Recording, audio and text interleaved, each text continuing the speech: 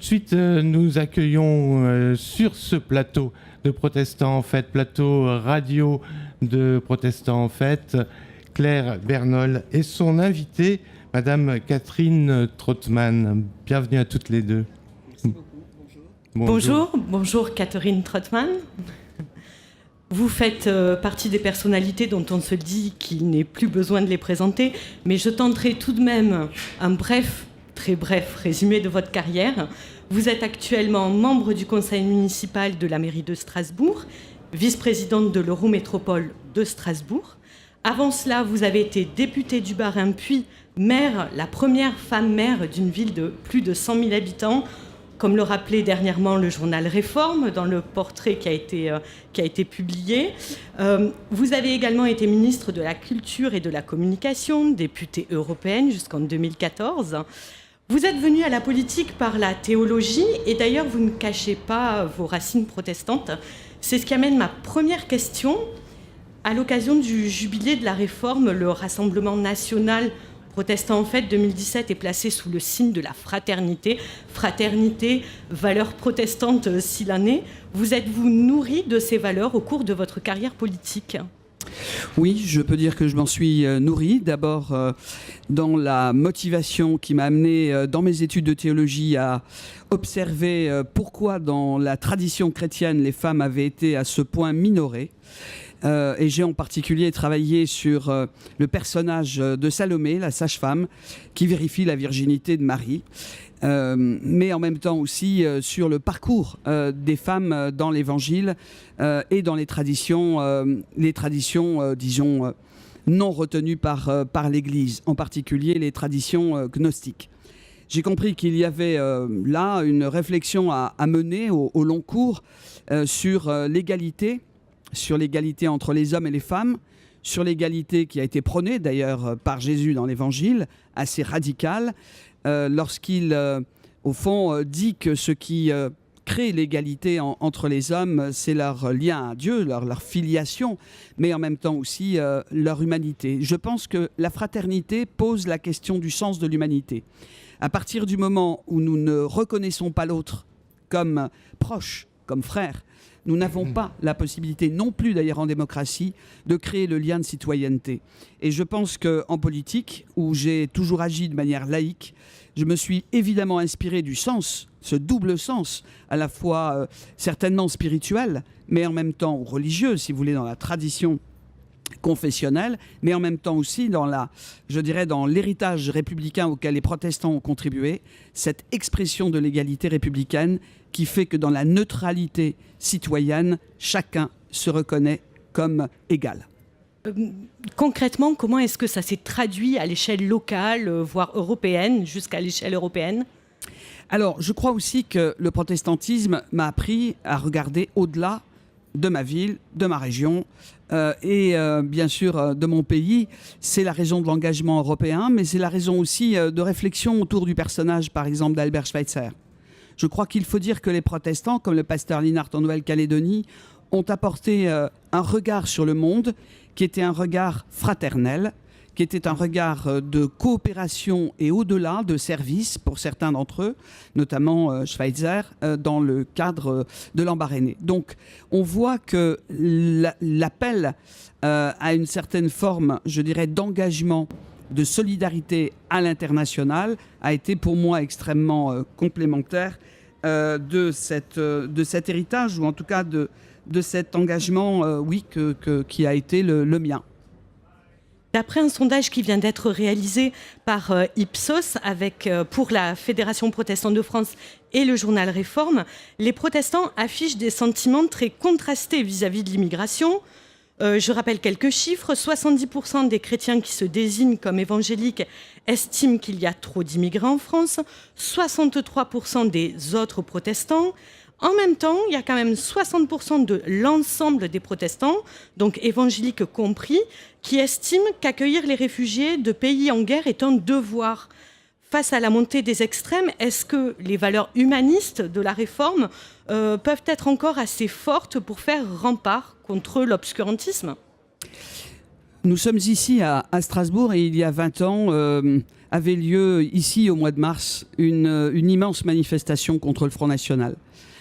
Vous me posiez la question, quelle action ? Ici, nous avons créé le premier conseil consultatif des résidents étrangers pour combattre précisément ce rejet des immigrés, ce rejet des réfugiés. Il faut des actes concrets. Nous l'avons exposé là où sont aujourd'hui les protestants en fait, sur la place Kléber. À l'époque, on m'a dit, il ne faut pas le faire, tu perdras les élections. Je l'ai fait avec mes collègues et nous avons gagné les élections. Et mieux, j'ai pu travailler comme ministre de la Culture et de la Communication sur la question aussi des médias, de leurs messages, sur la diversité à la télévision, sur cette image de la société qui doit être la plus réelle possible et la plus respectueuse de ce que les uns et les autres sont. Je crois que les protestants ont prôné une citoyenneté de résidence pour tous ceux qui n'ont pas la nationalité française. Nous avons essayé de le mettre en exergue et de le faire adopter au plan européen, ce qui n'est pas encore totalement le cas, mais j'espère qu'il pourra concrètement avancer.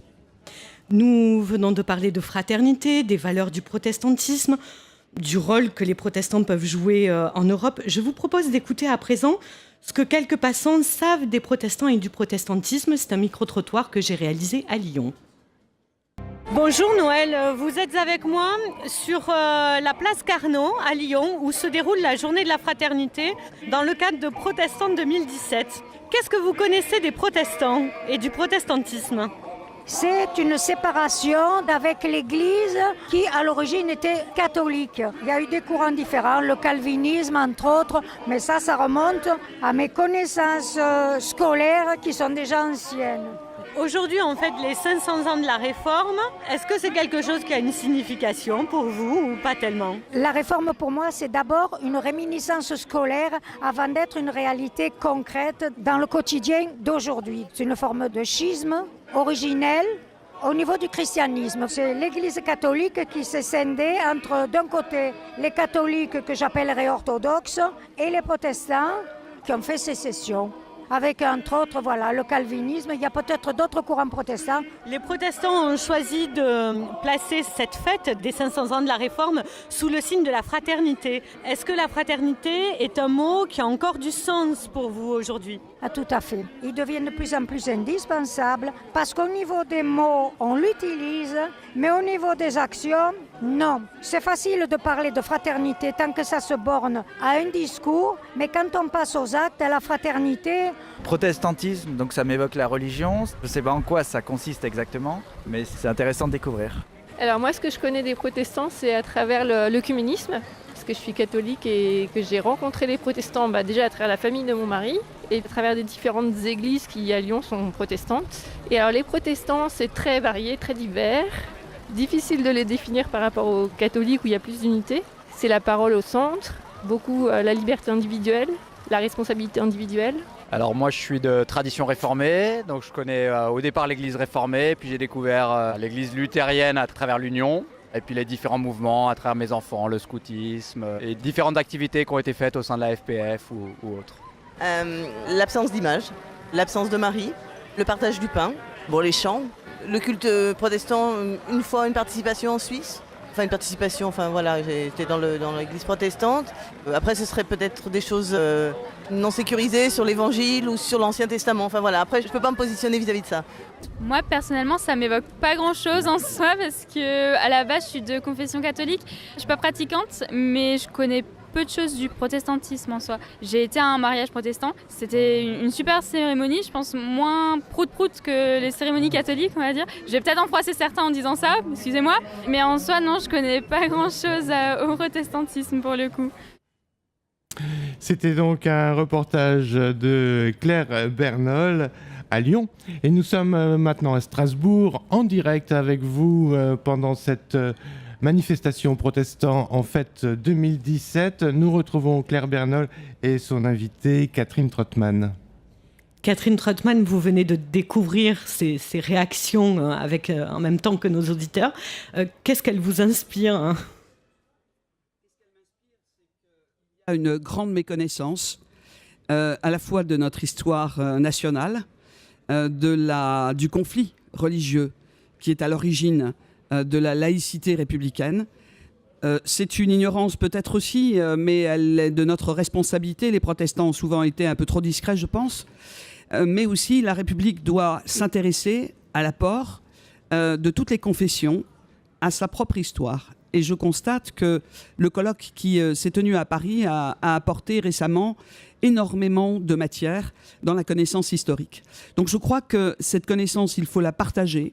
Moi, j'ai toujours été en faveur de l'apprentissage du fait religieux à l'école, parce que je pense que c'est aussi une manière de comprendre qu'est-ce qui peut motiver un choix, une décision, la liberté. Et puis, vous disiez, est-ce que les valeurs humanistes du protestantisme permettent de résister à la montée des idées noires ? Je pense qu'il y a un mot qui a été inscrit, la résistance par les femmes qui avaient été emprisonnées au sud de la France. Donc, résister et être aussi des lanceurs d'alerte. Je crois qu'il est nécessaire que les protestants puissent continuer d'agir comme ils le font, s'inscrire dans la cité, parler de la société, agir, prendre position.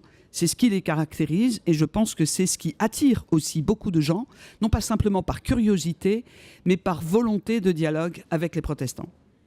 La présence protestante est minoritaire en France, mais elle est quand même plus marquée à l'échelle européenne. Est-ce que c'est perceptible à travers les orientations du Parlement européen ? Alors, on parlait de l'apport protestant. Je prends deux exemples. L'un qui est lié à la directive Retour, qui a permis à la CIMAD de créer une sorte de groupe d'associations et d'ONG qui ont pris parti pour contrer un texte sur lequel, politiquement, dans mon propre groupe, nous n'avions pas la réussite possible. Et ce sont les églises qui ont pris le relais, ce qui montre qu'à un moment donné, sur ces questions-là, oui, il y a une ouverture, je dirais, du Parlement européen à la compréhension des positions qui peuvent être prises par certaines organisations plus proches, ou en tout cas proches du protestantisme. La deuxième chose, nous en avons beaucoup parlé, c'est la position de la chancelière. Lorsqu'il a été question de la surveillance des budgets nationaux en déficit, et où on a eu la situation de la Grèce, et où elle a utilisé le terme de rédemption. J'ai considéré que c'était peut-être un terme plus éthique et moral, voire peut-être d'origine protestante, qu'un terme à proprement parler économique. Cela m'a surprise, mais je me suis rendu compte que les protestants allemands l'endossaient parfaitement, tandis que les personnes d'origine protestante en France en étaient un peu surpris. Donc on a aussi, je dirais, dans les références, des éléments qui peuvent être liés au protestantisme. De la même façon, les personnes qui se sont engagées pour la démocratie à l'Est, où beaucoup de pasteurs ont été élus à ce moment-là, et je pense que l'on peut dire qu'il y a eu un mouvement protestant pour la démocratie qui a permis aux pays de l'Est européen d'entrer dans l'Union européenne telle qu'elle est aujourd'hui. Et cela reste marquant. Enfin, très rapidement, Catherine Trottmann, j'aimerais vous entraîner sur le terrain de la culture. Vous avez été ministre de la Culture et de la Communication en France. Vous êtes actuellement présidente de RIMAGE, le fonds de soutien au cinéma européen. Est-ce qu'on peut dire que les protestants ont un apport spécifique dans le domaine de la culture à l'échelle française et européenne ? Oui, bien sûr, je ne vais pas tous les citer. 30 secondes. Oui, bien sûr, la réponse est oui. Simplement, la plupart n'ont pas revendiqué leur attache protestante pour être considérés pour leur travail philosophique, intellectuel, linguistique ou artistique. Je me réjouis que cette question puisse être posée, mais en même temps, je pense que c'est l'œuvre d'un artiste qui vaut dans son message universel, et c'est la raison pour laquelle j'ai constaté que souvent les protestants ne mettent pas en avant leur appartenance, mais leur message. Merci Catherine Trottmann d'être venue sur ce plateau et d'avoir répondu à nos questions.